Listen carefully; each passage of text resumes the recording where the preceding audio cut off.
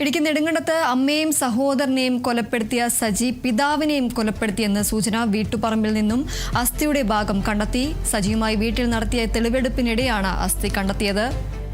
വിവരങ്ങളുമായി ബിനീഷ് ആന്റണി ചേരുന്നു. ബിനീഷ്, നേരത്തെ തന്നെ ഈ ഒരു സംശയമുണ്ടായിരുന്നു. ഈ പിതാവിന്റെ കാണാതായതിലും ഒരു ദുരൂഹത ആരോപിച്ചിരുന്നു. ഇപ്പോൾ പറമ്പിൽ നിന്നും അസ്ഥിയുടെ ഭാഗം കണ്ടെത്തിയിരിക്കുകയാണ്. എന്തൊക്കെയാണ് മറ്റു വിവരങ്ങൾ? തീർച്ചയായിട്ടും ആ ഒരു സംശയത്തിന്റെ അടിസ്ഥാനത്തിൽ തന്നെയാണ് പോലീസ് ഈ വീടിന്റെ പുറകുവശം ഇന്ന് അല്പം മുമ്പ് കുഴിച്ച് പരിശോധന ആരംഭിച്ചത്. അച്ഛനെയും കൊന്നു കുഴിച്ചു മൂടിയതായ ഒരു സൂചനയാണ് ഇപ്പോൾ ലഭ്യമാവുന്നത്.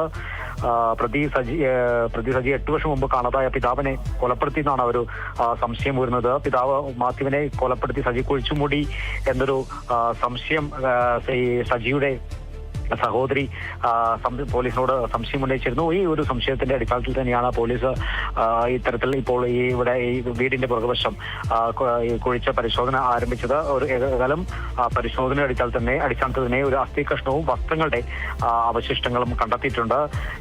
അമ്മയും സഹോദരനെയും ഇയാൾ കുഴിച്ചു മൂടിയതിന്റെ അടുത്തായിട്ട് തന്നെയാണ് ഇത്തരത്തിൽ ഈ പിതാവിനെ കാണാതായ പിതാവിനെയും ഇത്തരത്തിൽ കൊലപ്പെടുത്തിയോ എന്നുള്ളൊരു സംശയം ഉയർന്നത്. ഏതായാലും ആ അടിസ്ഥാനത്തിൽ തന്നെയാണ് പോലീസ് അല്പം മുമ്പ് ഇവിടെ പരിശോധന ആരംഭിച്ചത്. ഏതായാലും ഈ സജിയുടെ സഹോദരി മുമ്പ് പറഞ്ഞിരുന്നു, ഈ അച്ഛനെ കാണാതതിൽ സംശയമുണ്ട്, അച്ഛനെയും കൊലപ്പെടുത്തിയോ എന്നുള്ളൊരു സംശയം പോലീസിനോട് ഉന്നയിച്ചിരുന്നു. ആ ഒരു വാക്കിന്മേലാണ് പോലീസ് ഏതായാലും ആ സംശയത്തെ തുടർന്നാണ് പോലീസ് ഇവിടെ ഈ വീടിന് സമീപത്ത് തന്നെ കുഴിച്ച പരിശോധനകൾ ആരംഭിച്ചത്. ഏതായാലും അത്തരത്തിൽ ഇനി DNA പരിശോധനകളടക്കം ലഭ്യമാക്കേണ്ടിയിരിക്കുന്നു. ഏതായാലും അസ്ഥികഷ്ണം ലഭിച്ചിരിക്കുന്നു. ഏതായാലും ഇനിയും ആഴത്തിൽ കുഴിച്ചു നോക്കിയാൽ മാത്രമായിരിക്കും ബാക്കിയുള്ള എന്തെങ്കിലും തെളിവ് കിട്ടുമോ എന്നുള്ള ഒരു പരിശോധന പോലീസ് മുന്നോട്ട് കൊണ്ടുപോകുന്നുണ്ട്. അല്ലെങ്കിൽ ഇനിയും തെളിവ് കിട്ടുമോ എന്നുള്ളൊരു പരിശോധനയ്ക്ക് വേണ്ടി പോലീസ് ആഴമായി തന്നെ കുഴിച്ചു നോക്കുന്നുണ്ട്. ഏതായാലും അരമണിക്കൂർ പിന്നിട്ടിരിക്കുകയാണ് ഇപ്പോൾ ഈ സ്ഥലം കുഴിച്ചു നോക്കാൻ തുടങ്ങിയിട്ട്. ഏതായാലും ഒരു അസ്ഥികഷ്ണവും പുരുഷന്റെ എന്ന് സംശയിക്കുന്ന വസ്ത്ര അവശിഷ്ടങ്ങളും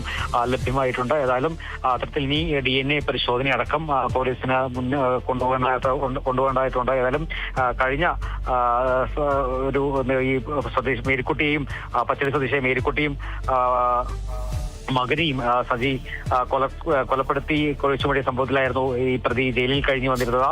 ഏതായാലും ഈ പ്രത്യേക അന്വേഷണ സംഘം ആണ് ഈ 4 ദിവസത്തേക്ക് ഈ സജിയെ കസ്റ്റഡിയിൽ വാങ്ങിയത്. ഏതായാലും ഈ മൃതദേഹങ്ങൾ കുഴിച്ചിടാൻ ഉപയോഗിച്ച ആയുധങ്ങളും പ്രതിയുടെ മൊബൈൽ ഫോണെല്ലാം തന്നെ കണ്ടെത്താനുണ്ട്.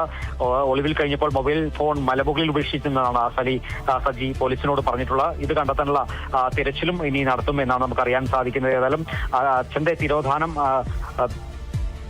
അച്ഛനെ കാണാനുള്ള ഒരു തിരോധാനമുള്ളത് അടിസ്ഥാനത്തിൽ തന്നെയാണ് പോലീസ് ഇത്തരത്തിലൊരു പരിശോധന ഇവിടെ ഈ വീടിന്റെ പുറകുവശം കുഴിച്ച ഇപ്പോൾ ആരംഭിച്ചേതായാലും പോലീസ് ആ പരിശോധന അടിസ്ഥാനത്തിൽ തന്നെ ഈ സൂചനകളുടെ അടിസ്ഥാനത്തിൽ തന്നെ ഇപ്പോൾ ഈ നല്ല രീതിയിലുള്ള പരിശോധന പുരോഗമിക്കുന്നുണ്ട്. ഏതായാലും ഇനിയും അരമണിക്കൂർ പിന്നിട്ട് ശേഷം ഇനിയും ആഴത്തിൽ കുഴിച്ച എന്ന് ഈ ശരീരത്തിന്റെ എന്തെങ്കിലും അവശിഷ്ടങ്ങൾ കിട്ടുന്നുണ്ടോ എന്നുള്ള പരിശോധനയും പോലീസ് ആരംഭിച്ചിട്ടുണ്ട്. ഏതായാലും ഇപ്പോൾ പുരുഷന്റെ എന്ന് സംശയിക്കുന്ന ഈ വസ്ത്രത്തിന്റെ അവശിഷ്ടങ്ങൾ അതോടൊപ്പം തന്നെ ഒരു ചെറിയ കഷ്ണം അസ്ഥിയും ലഭിച്ചിട്ടുണ്ട്.